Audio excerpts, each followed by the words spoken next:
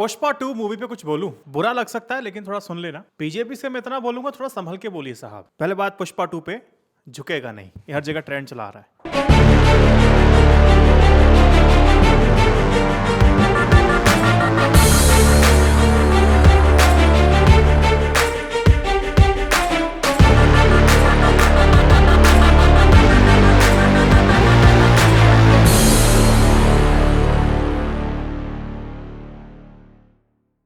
क्या मनोरंजन के नाम पर जिम्मेदारी भूलती जा रहे हैं फिल्म मेकर्स? पुष्पा 2 को देखना किसी विजुअल ट्रीट से कम नहीं है। अल्लू अर्जुन की एक्टिंग, दमदार डायलॉग्स और भव्य एक्शन जो उनके सीक्वेंसेस हैं, आपको हर फ्रेम में टाइट रखेंगे, बांध के रखेंगे। फिल्म में बॉक्स ऑफिस पर तहलका मचा दिया, इसमें कोई दो राय नहीं है। और कोई नहीं, हर कोई कह रहा है कि झुकेगा नहीं, झुकेगा नहीं, झुकेगा नहीं, झुकेगा नहीं। लेकिन क्या इस फिल्म के अपार सफलता के पीछे इसके असर पर चर्चा होनी चाहिए? पुष्पा नायक ही खलनायक है। पुष्पराज का किरदार कई मायनों में असामान्य है। वह एक मसीहा भी है, अपराधी भी है। स्मगलिंग, हिंसा, अकड़ ऐसे प्रस्तुत किया गया है जैसे वह गर्व करने लायक हो। सवाल यह उठ जाता है कि जब हम इस तरह के किरदार का महिमा मंडन करते हैं, ग्लोरीफाई करते हैं, तो इसका असर युवा दर्शकों पर क्या पड़ता है?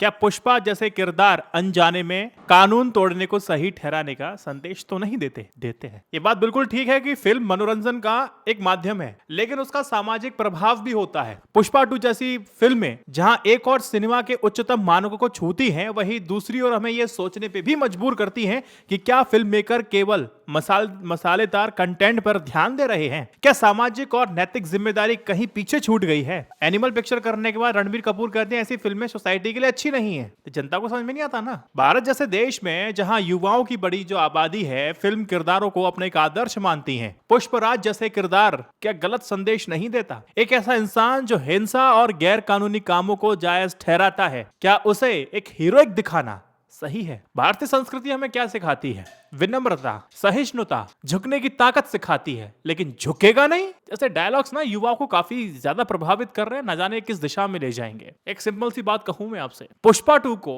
सिर्फ एक मनोरंजक फिल्म मान करके नजरअंदाज करना आसान है, लेकिन जब ऐसे किरदार को बार बार ग्लोरीफाई किया जाता है, तो ये हमारे समाज का आईना बनता है। क्या हम ऐसे दौर में हैं जहां नैतिकता और सही गलत के बीच की जो रेखा है वो धुंधली होती जा रही है? सवाल बन जाता है। बुरा ना लगे, एक बात कह देता हूं, पुष्पा 2 सिनेमाई दृष्टि से बेमिसाल है, लेकिन इससे जुड़े नैतिक सवाल और ज्यादा गंभीर हैं। फिल्म मेकर को यह समझना होगा कि उनकी कहानियां समाज पर गहरा असर डालती हैं।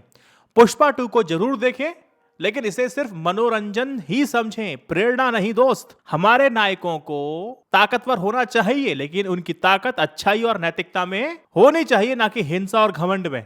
अगली खबर, भाजपा सत्ताधारी पार्टी है, उसको ख्याल रखना चाहिए जब वो बोलती है तो उसे ना भारत सरकार की राय से जोड़ करके देखा जाता है। देश के अंदर सियासी चर्चा का जो स्तर है इतना गिर चुका है कि अब कौन क्या बोलता है उस पर ज्यादा माथापिच्ची करने की जरूरत नहीं होती। लेकिन जो बातें भारत के अंतरराष्ट्रीय संबंध को प्रभावित कर सकती हैं, उन मामलों में अपेक्षा अवश्य रहती है कि सत्ताधारी दलों के नेता जिम्मेदारी से बोलें तो बेहतर है। वो इस बात का ख्याल रखेंगे कि उनकी बातों से दूरगामी प्रभाव हो सकते हैं। इसलिए भाजपा ने जिस तरीके से अब अमेरिका के विदेश मंत्रालय और डीप स्टेट पर एक निशाना साधा है, उससे एक चिंता पैदा हो गई है। भारतीय जनता पार्टी के मुताबिक अमेरिका विदेश मंत्रालय और डीप स्टेट के कुछ तत्व, कुछ खोजी पत्रकार और विपक्ष के नेता राहुल गांधी के साथ मिलकर के भारत को अस्थिर करने में जुटे हुए हैं। अभी ताजा मामला मैं आपको बताऊं तो अडानी साहब का है, अडानी ग्रुप का। अडानी ग्रुप के खिलाफ अमेरिका में दायर मुकदमे का है, जिससे पार्टी ने पत्रकार के समूह organised crime and corruption reporting project के इस समूह के बारे में कुछ समय पहले आई रिपोर्ट से जोड़ दिया। चूंकि कांग्रेस, खास करके राहुल गांधी ने इस मामले में प्रधानमंत्री नरेंद्र मोदी को घेरने की कोशिश की, तो भाजपा ने इसका जवाब इस ताजा हमले के साथ दे दिया। उन्होंने क्या किया, परिस्थिति को देखा, आरोप जोड़ दिए, एक दूसरे के तार दूसरे से जोड़ते हुए यह कह दिया, भाजपा इस नतीजे में पहुंच गई कि भारत को अस्थिर करने की बड़ी साजिश की गई है और उच्चतम स्तर के देशद्रोही, यह आरोप संसद में लगाया गया था कि राहुल गांधी उनका हिस्सा बन गए हैं। देश के अंदर सियासी तू मैं चल रही है, मगर जिस अमेरिका के साथ भारत का निकट संबंध बनाना है, नरेंद्र मोदी की प्राथमिकता यही रही है, उसी पर इतना गंभीर इल्जाम सत्ताधारी पार्टी ने लगा दिया। ये आरोप इतना गंभीर है कि भाजपा से ये मांग जरूर की जाएगी कि वह साजिश के बारे में ठोस सबूत देश को दे, वरना इससे अंतरराष्ट्रीय दायरे में भारत को जो नुकसान होगा उसकी पूरी जिम्मेदारी भाजपा को लेनी होगी। स्वाभाविक है। तीसरी बात मैं आपको बताऊं, कांग्रेस की कर लेते हैं, इनकी बात हो गई है। कांग्रेस की थोड़ी बात कर लेते हैं। कांग्रेस की न्याय यात्रा समाप्त हो गई है दिल्ली में। कांग्रेस पार्टी के केंद्रीय नेता दिल्ली को लेकर क्या सोच रहे थे, ये दिल्ली प्रदेश कांग्रेस कमेटी के नेताओं को भी समझ नहीं आ रहा। केंद्र नेतृत्व की मंजूरी से प्रदेश अध्यक्ष देवेंद्र यादव ने दिल्ली में न्याय यात्रा की योजना बनाई।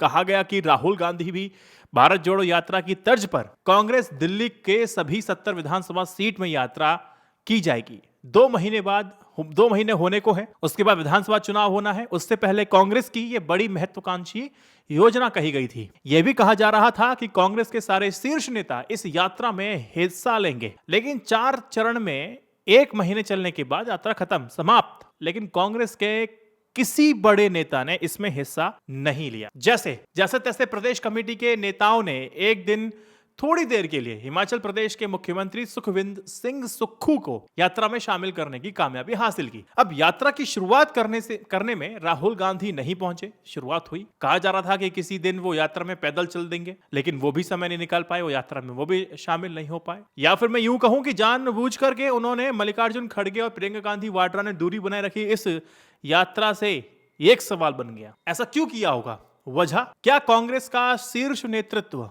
अब भी आम आदमी पार्टी के साथ तालमेल करने का रास्ता खोले रखना चाहता है? क्या वो अरविंद केजरीवाल और उनकी पार्टी की सरकार के खिलाफ दिल्ली की सड़कों पर राहुल, प्रियंका और खड़गे के उतरने के बाद तालमेल की संभावना पूरी तरह से खत्म हो जाती? अभी तो कह सकते हैं ना बॉस कि हम तो शामिल ही नहीं हुए। तभी शीर्ष नेता यात्रा से दूर रहे। हालांकि अरविंद केजरीवाल के तेवर से लगता नहीं कि वो तालमेल करने को बिल्कुल तैयार हैं। इसीलिए इन्होंने अपनी यात्रा से दूरी बनाई और कोई बड़ा नेता वहां नहीं पहुंचा ताकि दरवाजे खुले रहे। आने वाले वक्त में क्या अरविंद केजरीवाल कांग्रेस की तरफ देखेंगे और बोलेंगे चलिए एक साथ होते हैं, इनके तोते खोलते हैं? क्या लगता है? कमेंट सेक्शन में मुझे बताइएगा कि राहुल गांधी, प्रियंका गांधी वाड्रा क्या दिल्ली में कुछ सांठ-गांठ आम आदमी पार्टी के साथ बैठा पाएंगी? मुझे सुनने में आया कि अवधूजा साहब टिकट मिल गई है, चुनाव लड़ेंगे। जहां से पहले मनीष सिसोदिया साहब लड़ा करते थे, अवधूजा जी देखते हैं क्या नतीजा निकाल के लाते हैं। मनीष सिसोदिया के लिए उस सीट से पहले 3000 के आसपास वोट से जीते थे। बहुत ही क्लोज फाइट थी। क्रांतिकारी काम करने के बाद उम्मीद की जाती है कि आपको एक तरफा समर्थन मिलना चाहिए, लेकिन नहीं। जंगपुरा सीट से मनीष सिसोदिया अब चुनाव लड़ने जा रहे हैं। अब देखते हैं आगे क्या होगा। मुझे वीडियो में कमेंट सेक्शन बताइए आपको क्या सोचना है। क्या कांग्रेस सांठ-गांठ आम आदमी पार्टी के साथ बैठा पाती है? नहीं, कमेंट सेक्शन में बताइए। इस वीडियो को 3 व्हाट्सएप ग्रुप में शेयर कीजिए। जय Hind, Vande Mataram, stay updated, stay educated, सत्यमेव जयते। नमस्कार।